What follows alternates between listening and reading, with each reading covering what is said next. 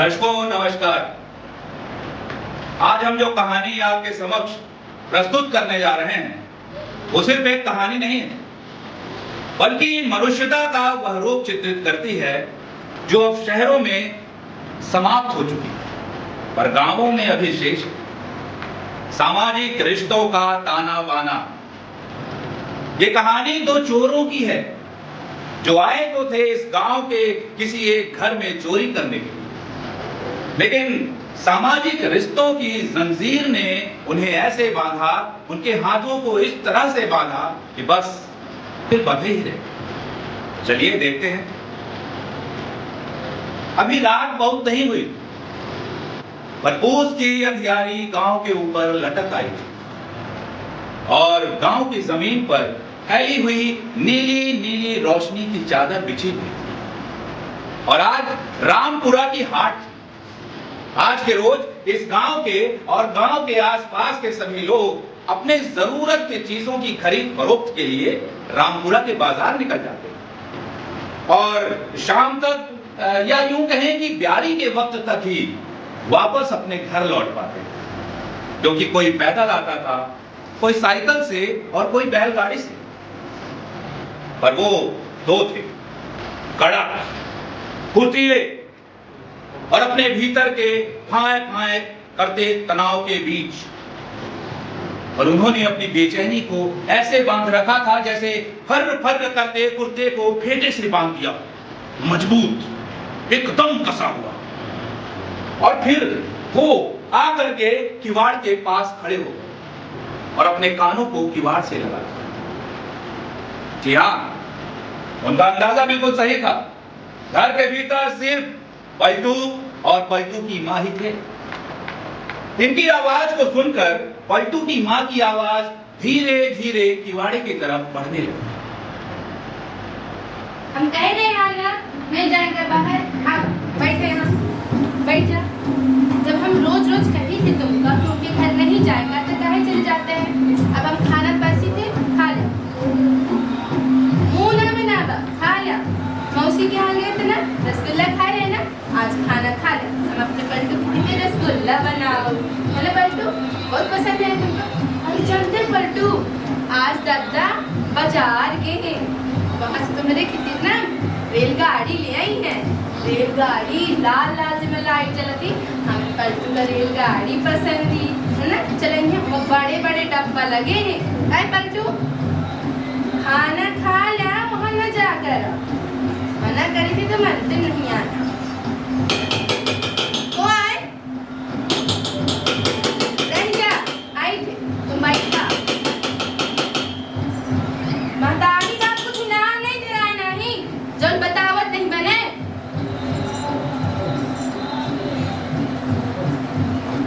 बोलते हैं नहीं आना। अरे भौजी, हम आए जग्गू, पलटू के दद्दा हम वहीं बाजार में मिले रहे। कहीं कि तू पंचे घरे पहुंचा, हम पीछे से रही थे। हम पंचे का पलटू के दद्दा से कुछ काम रहा है तो का किवाड़ खोल देगी अपना। आई थे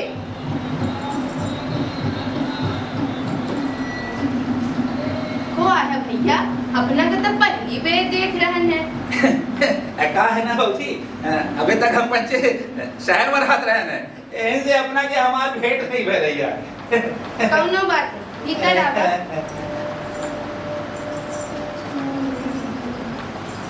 बहुत झूठ नहीं था। काम की तलाश में वो भागकर शहर पहुंचे लड़के थे। अब काम तो शहर ने दिया नहीं, सिनेमा आदि दिखाकर हाथों में थोड़ी तेजी जरूर थमा दी थी, जिसके सहारे वो ख्वाब देख सकते थे। इस सदी का ख्वाब, रईस बनने का ख्वाब। अलबत्ता पक्के शहरातू घात वो अब भी नहीं बन पाए थे।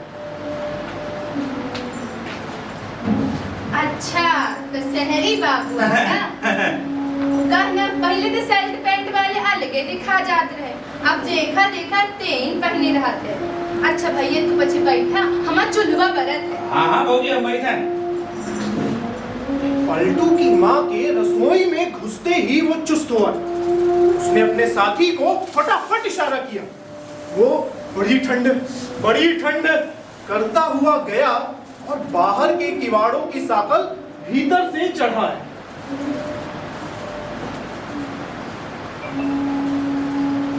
तेज नजरों से इधर उधर देखने लगा। ये अपना मोर्चा संभालने रसोई की डेहरी पर पहुंच गया। भौजी, हम ये कहते रहे हैं कि कुर्सी बता दे कहाँ रखी लागी, हमें ठंडी बहुत लागत लागी। अरे यह मछली की नहीं धरी, बासे में ऊपर धरी, आगे खोद के देख लिया, अन्ना हो तो यहाँ ले आ, दो चार टेंगरे हम डाल दे। हाँ हाँ भौजी, हम ले आई थे, रुका हम कंडा लेके आई थे। हाँ। दौड़ दौड़ कर वो पहले कुर्सी फिर दो चार कंडे रसोई की डेहरी पर ले आए। फिर वहीं बैठकर कंडों को तोड़ तोड़ कुर्सी पर रखने लगा। राख के नीचे छिपी हुई आग थी, कंडे के टुकड़ों को पकड़ते ही धुआं छोड़ने लगा। रसोई और आंगन के बीच धुएं का एक पर्दा सा खिंचने लगा। वो बैठा भी इस तरह से कि लगे उसका साथी भी दूसरी तरफ बैठा ताप रहा है। दरअसल उस भाई की पकड़ में तो अब तक भीतर की कोठरियां आ चुकी थी और वो पट्टा भीतर दाखिल हो चुका था। भौजी, अब बाजार मुकम्मे के उड़ाव नहीं रह गया। उसने पिंडलियों को सहलाते हुए कहा, जैसे उन्हें आग की झाड़ दे रहा हो। तो भैया महंगाई इतने जो हो गई, अब मने का खाए अब का पहले। अरे जानते हैं हमरे दद्दाहन के जमाने में इतना होत रहा कि 4-6 साल में बदन की नवा जोड़ा दोबारा में जरूरे दिखा जाए। ये तो है। उसने चाबी भर दी थी और पलटू की माँ चली जा रही थी पटरी पर। वो स्वयं ऐसे दिखा रहा था जैसे आग तापने के अलावा दुनिया में दूसरा कोई काम ही ना होता। पलटू की माँ काम करती जाती और बातें करती जाती। बीच बीच में चूल्हे के सामने बैठे रोटी खा रहे पलटू से भी बतिया लेती थी। चूल्हे के भीतर पतली लकड़ियां चटर पटर जल रही थी। गरम राख के रेशे इधर उधर उड़ते हुए कुर्सी में कंडे भी पूरे सुलगाए थे। बीच की फांक से हल्की सी लौ कभी उठती फिर गायब हो जाती। यही दिक्कत है गांवों की। शहर होता तो पता ही ना चलता। यहाँ समय कम वक्त माथे पर चढ़ जाता है और फिर वही जमकर बैठ जाता है। वैसे पलटू की माँ कब तक ऐसे बोलती रहेगी? उससे बातें किए जाने के लिए भी कुछ बातें चाहिए। वो क्या थी उसके पास? भौजी, अपना कौने गांव क्या है? हले नहीं जानते हम बिरसिंहपुर के।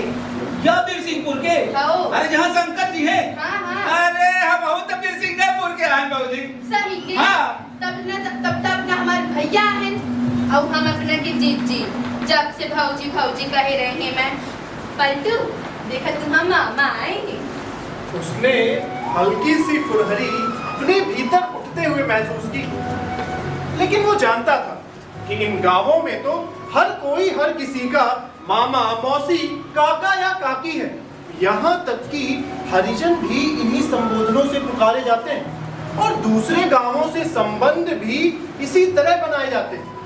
अगर इस गांव की लड़की दूसरे गांव में गई तो यहाँ के बड़े बूढ़े उस गांव के कुएं का पानी भी न पिएंगे। पूरा गांव ही लड़के का घर हो। इसे ये सब नाटकबाजी लगता था। अरे जिन हरिजनों को मामा मौसी कहते हैं उनके साथ बैठ के भोजन तो करे कोई। तो भैया बिरसिंहपुर मत के घर क्या है अपना? जैसे गाय ने एकाएक लात झाड़ी हो और इसे खुर आके लगा। घबरा गया। झटके में तो कह गया था, लेकिन ये तो मुसीबत में फंसने वाली बात हो गई। उसने संभालने की कोशिश की। कहा है ना बहनी, हमारे जो परदादा रहे हैं वो काम के तलाश में कानपुर चले गए रहे हैं और फिर बस हम पंचे कानपुर में बस गए रहे। हाँ, हमारे पुरिखा बतावत है कि हम पंचे बिरसिंहपुर के आए। तब कहाँ हुई का भैया? अब हम कहाँ के रहन कहाँ के बस गए, पर कहाँ तो बिरसिंहपुर के ना। अब जिज्जी कहे है तो तकिया परस दे, दो जने खा लिया। अब ऐसे हो ससुरे में भाई का खबा में के सुख रोज रोज कहाँ मिलत है। शून्यता का छोटा गोला सा उसके गले में उतरा। खिंचती हुई नली में पसरता नीचे धंसता सा चला गया। एकाएक उसकी बोलती बंद हो गई थी। बातें बनाना उसे भी खूब आता था, लेकिन ये साफ हो चुका था कि यहाँ पर वो जितना बोलेगा हंसता चला जाए। पलटू की माँ की चिकनी चुपड़ी बातों में कुछ तो था जो मकड़ी के जाले की तरह बारीक सा कुछ उसके चारों तरफ घूमता चला जाता था। मेरी मानिए तो उसे इन सब से दूर रहना चाहिए। अरे फटाफट काम किया और फर्द से बाहर। पलटू की माँ को वो अब भी ऐसे दिखा रहा था जैसे बेहद इत्मीनान में, जबकि भीतर भयंकर खलल बलल मची थी। उसके साथी को अब तक आ जाना चाहिए, लेकिन वो अब भी कुठरिया में घुसा हुआ पता नहीं क्या घिस घिस किए जा रहा है। बाजार से लोग लौट रहे थे। पलटू का दबदबा किसी भी वक्त आ सकता था। अरे कोई और मिलने वाला भी आ धमक सकता था।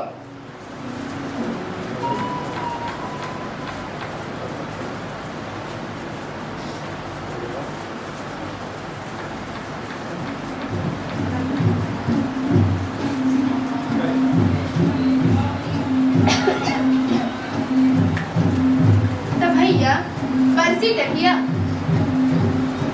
अबे भूख नहीं आया। काहे जीजा के संगे खइहा। हाँ ऐसे उनका कौनो भरोसा ना कर। पता चला अब नहीं आ जाए और नहीं तो 12 बजे तक नाम पूरी रात नहीं आए तो बच्चे खा लिया।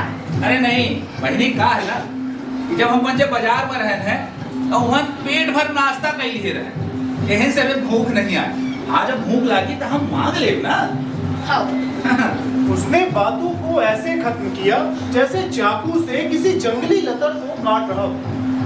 पलटू की माँ की जिद उस पर झुनझुनी सी चढ़ती थी। उसे तो अपने साथी से जलन महसूस हो रही थी कि कमबख्त कुठरिया में कितना सुरक्षित था और उसे बिंदने के लिए यहाँ रहना पड़ा। पलटू की माँ ने जवाब में क्या कहा उसने नहीं सुना। ये देखा जरूर कि उसने चूल्हे में से लकड़ियां निकाल ली और उन पर पानी खींच रही। भाप और धुएं की मिलौनी हवा में उठते हुए। पलटू खाना खत्म कर चुका था। वो जोरों से खांसा। अपने साथी को जल्दी करने का इशारा देने के ख्याल से पलटू की माँ अब किसी भी क्षण आ सकती थी। बाहर आने लगे तभी ये लपक कर रसोई की किवाड़ उमेड़ दी और साकर बाहर से बंद कर दी। तो चिल्लाएगी, ले जल्दी निकल। ये भैया कहाँ गए रमना?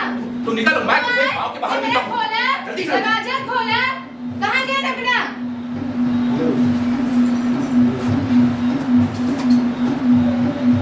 उसका चिल्लाना पड़ोसी सुने उसके पहले ही उन्हें भाग लेना होगा।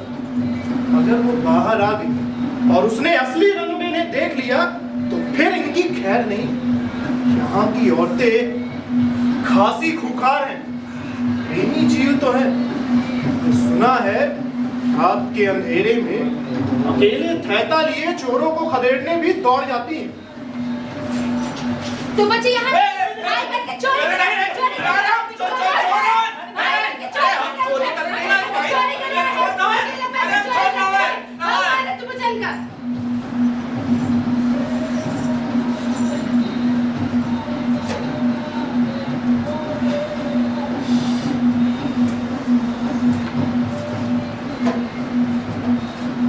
लेकिन ऐसा हुआ नहीं। वो बैठा का बैठा रह गया, जैसे भीतर कुछ छुरा गया था। जैसे वो ये सब पलटू की माँ के साथ तो नहीं कर सकता था। उस औरत में कुछ तो था कि किसी भी तरह की हिंसात्मक भावना पनप ही न पाती थी। वो सोचने लग जाता।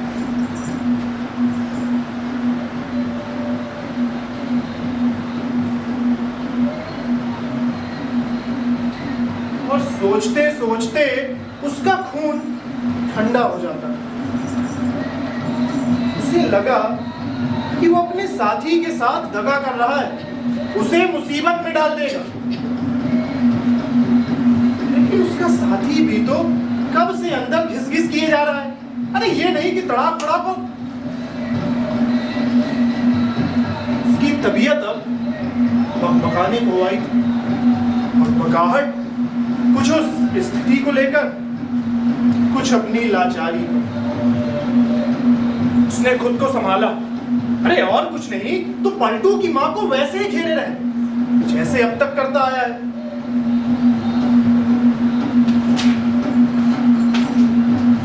खाना तो खाए नहीं, अपना दूध पी ले, हल्दी डाल देना और धोकर धुली हुई। वो दूसरे भैया कहांगे? अरे का है ना बहनी, उन्हें तमाकू खाए के अमल लगाई रही थी। बहिरे कह गए हैं तमाकू के व्यवस्था करें। है ले तो पहले ने बता में करा है, घरे में रही जनते हैं कि पलटू के दत्ता खाद ना हो, बड़ा बड़ा फोका आया। पलटू की माँ अंदर गई और फिर पलटू को लेकर के रसोई से बाहर आंगन की ओर आने लगी। बाहर आकर उसने पलटू को कुर्सी के पास बैठा दिया पर खुद नहीं बैठी। लालटेन उठाई और भीतर की ओर जाने लगी। ले बहनी, तू अपन गोड़ हाथ सेक ले। नहीं भैया, इस करिया बिलारी की आंखें फिरी नहीं कि महारानी भीतर सका जाती। इसपे हम जा बनाए रहा वो करेंगे और जा पा जाइए होगा। हां तो पिलाइए के तो काम है यार। बड़बड़ाती हुई वो रसोई का कोना कोना टटोल रही। पता नहीं काली बिल्ली किस पटे के नीचे दुबकी बैठी हो या किस बर्तन के पीछे छिपी हो। आखिरी मौका था, पलटू की माँ को रसोई में ही बंद कर दे और पलटू यहाँ आंगन में। भैया अपना हमें भैया क्या करी थी अपना मुंह बांधा पलटू, मुंह बांध बैठ।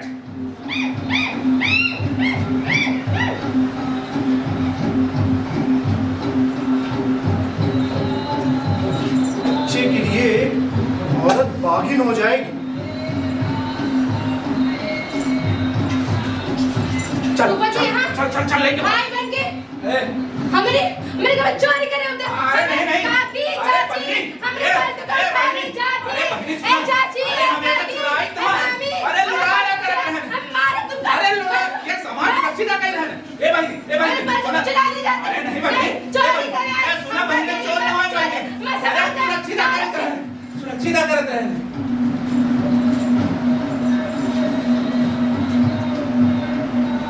फिर सोचना, वो इतना कब से सोचने लग गया। तभी उसका साथी मरियल चाल चलता हुआ आया और उसके बगल में बैठ गया। बाहर हुई एक एक बात उसके कान में गिरी थी, लोहे से टपकती तेल की बूंद की तरह। उसने हैंड्सअप कर दी कुर्सी के सामने।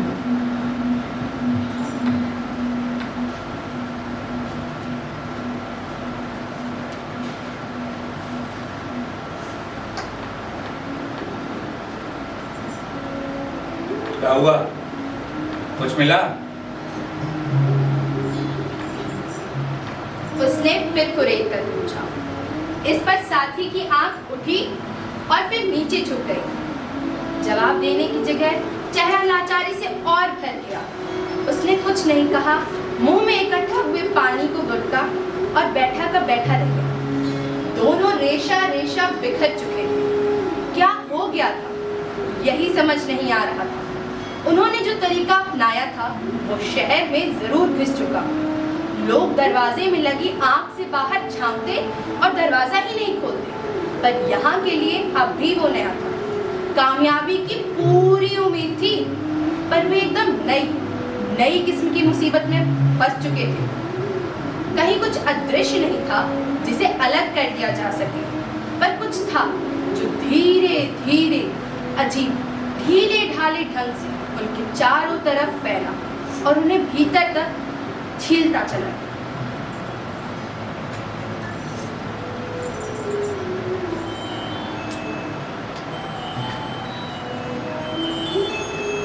बहनी, अब हम चलब। काहे? थक गया?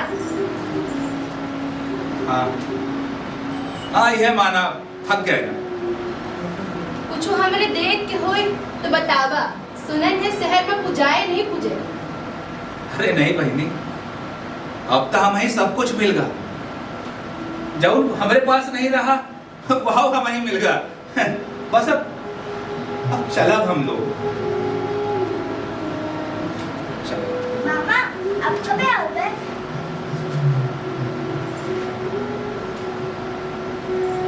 आओ लाला, बहुत जल्दी आओ। हरबिन,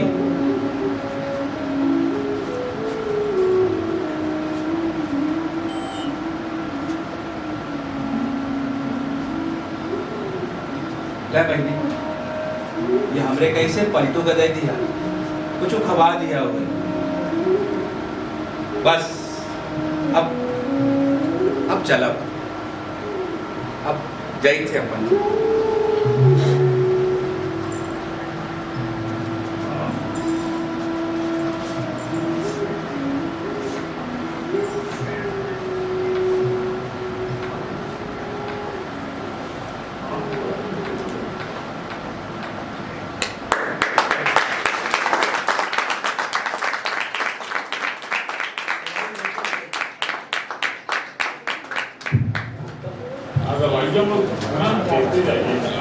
तो ये थी राघवेंद्र प्रताप सिंह शिक्षा सांस्कृतिक समिति की प्रस्तुति नाटक फांस।